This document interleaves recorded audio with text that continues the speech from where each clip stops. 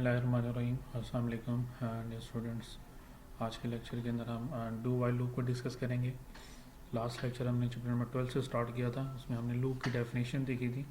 Loop की definition हम repeats कर लेते हैं। उसके अंदर लूप की डेफिनेशन में ये था कि जो सेट ऑफ स्टेटमेंट्स को रिपीट्स करती है हम उसको लूप कहते हैं। Repetition of statement in a program is called a loop. कि एक स्टेटमेंट को हम प्रोग्राम्स के अंदर जो हम रिपीट्स कर रहे होते हैं उसको हम लूप कहते हैं। उसके अंदर हमने 3 टाइप्स देखी थी लूप्स के अंदर, while loop, do while loop, इसके अंदर फॉर लूप। वाइल लूप हमने कंप्लीट डिस्कस किया था। उसका हमने सिंटैक्स देखा था और उसके साथ साथ हमने उसका एग्जांपल्स भी हमने कंपाइल की थी। उसका हमने फ्लो चार्ट देखा था। और आज के लेक्चर के अंदर हमारे पास जो लूप है, हमारे पास डू वाइल लूप है। डू वाइल लूप आपका सिमिलर काम करता है जैसे वाइल लूप काम करते हैं, वैसे ही इसमें भी कंडीशन चेक होती है और स्टेटमेंट क्या होती है, प्रिंट होती है। हमने वाइल लूप में ये पढ़ा था कि पहले आपकी कंडीशन चेक होती है, फिर आपकी स्टेटमेंट प्रिंट होती है। लेकिन इसका जो डू वाइल लूप है इसका रिवर्स है कि इसमें पहले स्टेटमेंट आपके पास प्रिंट होती है, बाद में आपके पास कंडीशन चेक होती है। और ये लूप आप वहाँ पे यूज़ करते हो जिधर आपको कम से कम एक दफ़ा स्टेटमेंट लाजमी प्रिंट करनी होती है, तो वहाँ पे आपके पास ये लूप, आपके पास डू वाइल लूप यूज़ होता है। क्योंकि इसमें स्टेटमेंट पहले प्रिंट हो जाती है, बाद में आपके पास कंडीशन अगर फॉल्स भी होती है तो लूप आपके पास टर्मिनेट हो जाता है। अगर ट्रू होती है तो दोबारा आपके पास स्टेटमेंट यहाँ पे प्रिंट होती रहती है। तो दोनों में डिफरेंस एक ही है इसमें कि वाइल लूप के अंदर हम स्टेटमेंट्स को पहले प्रिंट्स कंडीशन पहले चेक करते हैं और बाद में हम स्टेटमेंट प्रिंट करते हैं। लेकिन जो डू वाइल लूप है उसमें हम पहले स्टेटमेंट प्रिंट करते हैं, बाद में हम कंडीशन उसके अंदर राइट्स करते हैं। तो इसमें देख लेते हैं ज़रा इसका, पहले हम फ्लो चार्ट देखते हैं, फिर हम इसका फंड सिंटैक्स देखें। फ्लो चार्ट मैंने यहाँ पे डिज़ाइन किया, यहाँ पे कि सबसे पहले डू वाइल लूप्स के अंदर बॉडी ऑफ लूप आता है, बॉडी ऑफ स्टेटमेंट आएगी। ये स्टेटमेंट आपकी प्रिंट होगी, प्रिंट होगी आपके पास हम कंडीशन के ऊपर टेस्ट करेंगे इसको। कंडीशन अगर ट्रू हो जाती है तो लूप और बॉडी की तरफ अगेन जाती है, दोबारा आपके पास बॉडी प्रिंट होती है। अगर कंडीशन फॉल्स होती है तो यहाँ पे आपके पास लूप क्या हो जाता है, एग्जिट कर देता है, exit while loop. Again repeat कर रहा हूँ, इसके अंदर सबसे पहले बॉडी ऑफ लूप प्रिंट होगी, फिर आपके पास कंडीशन चेक होगी। कंडीशन आपके पास ये चेक हो कि अगर कंडीशन ट्रू होती है तो स्टेटमेंट अगेन प्रिंट, और ये प्रोसेस तब तक चलता रहेगा जब तक कंडीशन आपके पास ट्रू रहेगी। और जब आपके पास कंडीशन फॉल्स हो जाती है तो आपके पास वाइल लूप एग्जिट कर जाता है। तो दोनों का डिफरेंस मैंने बताया while loop, do while loop का। वाइल लूप में आपके पास कम से कम एक दफ़ा, डू वाइल लूप के अंदर कम से कम एक दफ़ा स्टेटमेंट आपकी लाजमी प्रिंट होती है अगर कंडीशन फॉल्स भी होती है तो। लेकिन वाइल लूप के अंदर अगर कंडीशन फॉल्स हो जाती है तो आपके पास स्टेटमेंट वहाँ पे प्रिंट नहीं होती। तो हम डू वाइल लूप को वहाँ पे यूज़ करेंगे जिधर हमें कम से कम एक दफ़ा स्टेटमेंट लाजमी प्रिंट करनी होती है। तो इसका हम सिंटैक्स देख लेते हैं कि सिंटैक्स किस तरह से होता है। सिंटैक्स के अंदर हम पहले डू यूज़ करेंगे। डू आपके पास कीवर्ड्स, उसी के साथ हम कर्ली ब्रेसेस जो हम बॉडी बनाएंगे, उसकी बॉडी के अंदर हम उसकी स्टेटमेंट राइट्स करेंगे जितनी भी हमने स्टेटमेंट हमने यहाँ पे प्रिंट्स करनी है। फॉर एग्जाम्पल स्टेटमेंट हमने 1 प्रिंट करनी है, स्टेटमेंट 1 यहाँ पे राइट्स कर दी, ये स्टेटमेंट 1 आ गई। और इसी के साथ दूसरी स्टेटमेंट हम सीक्वेंस से लिखेंगे। स्टेटमेंट आपके पास ये आ गई 2, फिर आपके पास इस तरह से 3, फिर 4, 5 और आपके पास स्टेटमेंट एंड। जितने नंबर ऑफ स्टेटमेंट आपने राइट्स करनी है तो आप सारी स्टेटमेंट यहाँ पे सीक्वेंस से राइट करते जाओगे तो आपके वो सीक्वेंस से वो प्रिंट करता जाएगा। तो यहाँ पे लूप की बॉडी हम एंड्स कर देते हैं।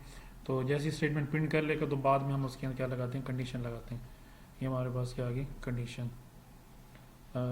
कंडीशन हम वाइल के साथ लगाएंगे। वाइल के अंदर जाके हम लगाएंगे कंडीशन इसके अंदर राइट्स करेंगे। ये आपके पास कंडीशन आ गई, कंडीशन को हमने राइट्स कर दिया यहाँ पे।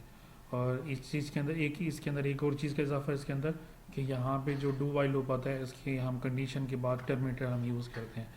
वाइल लूप के अंदर हमने टर्मिनेटर यूज़ नहीं किया था, लेकिन जो आपके पास डू वाइल लूप है उसके साथ हम टर्मिनेटर यूज़ करते हैं at the end of conditions. तो इसी के साथ हम एक प्रोग्राम बना लेते हैं। जो लास्ट प्रोग्राम हमने किया था, हमने 1 से लेकर 10 तक काउंटिंग प्रिंट की थी वाइल लूप के अंदर, उसी प्रोग्राम को हम यहाँ पे कंपाइल्स करते हैं। अब उसी प्रोग्राम को हम डू वाइल लूप से हमने क्या करना है, परफॉर्म करना है कि 1 से लेकर 10 तक हमने उसकी काउंटिंग प्रिंट करनी है using the do while loop.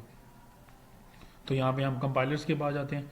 Compilers के अंदर जाके हम उसकी जो कंपाइलेशन होती है उसके अंदर हम प्रिंटिंग उसकी परफॉर्म करते हैं। सबसे पहले हम कंपाइलर्स के पास गए। ये कंपाइलर, यहाँ से हमने सोर्स फाइल क्रिएट की, ये सोर्स फाइल आ गई। पहले हमने उसकी pre process rectify lines create करनी है हमने, hash include studio dot hash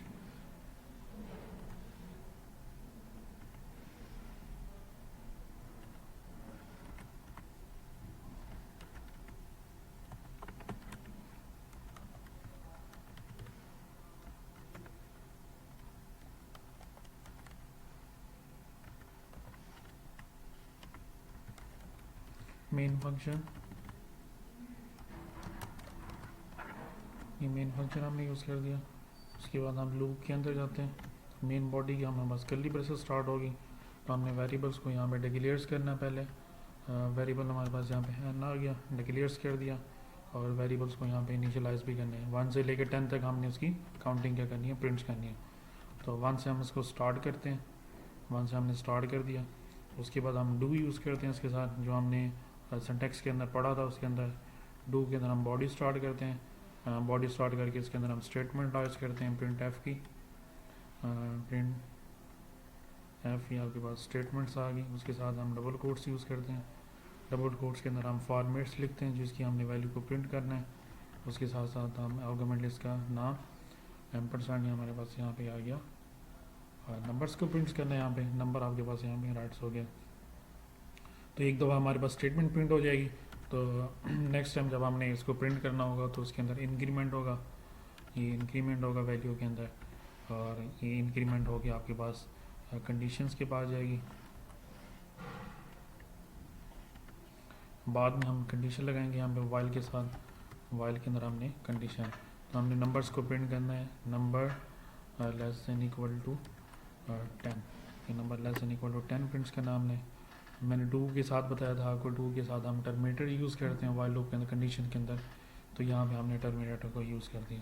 उसके बाद हम कैच की कमांड यूज़ करते हैं, ये आपके पास कैच की कमांड आ गई, कैच की कमांड हमने यूज़ कर दी यहाँ पे। तो इसको हम कंपाइल्स करके देखते हैं कोई एरर यहाँ पे।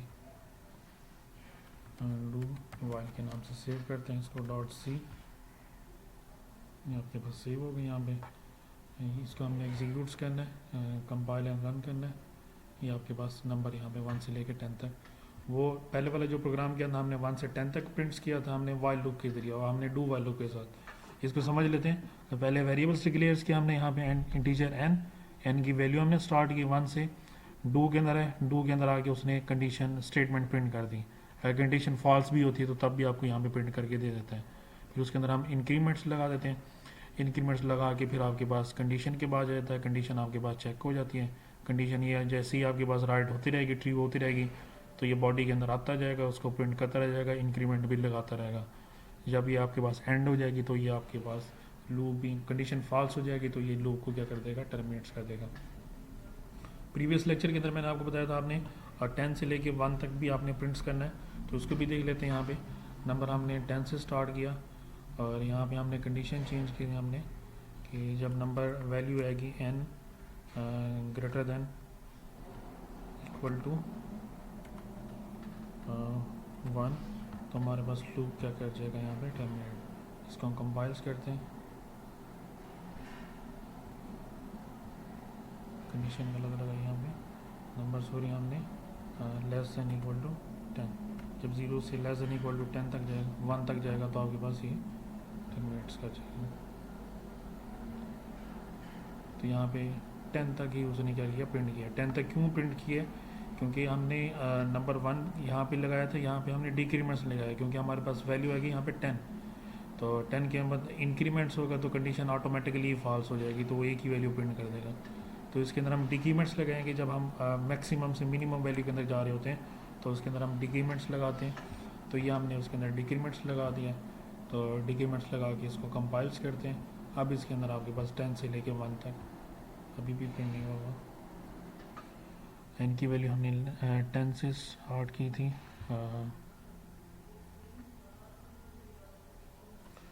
कंडीशन हम यहाँ पे गलत लगा रहे हैं। ये आपके पास 10 से लेके 1 तक प्रिंट कर दी। इसको देख लेते हैं कैसे किया उसने।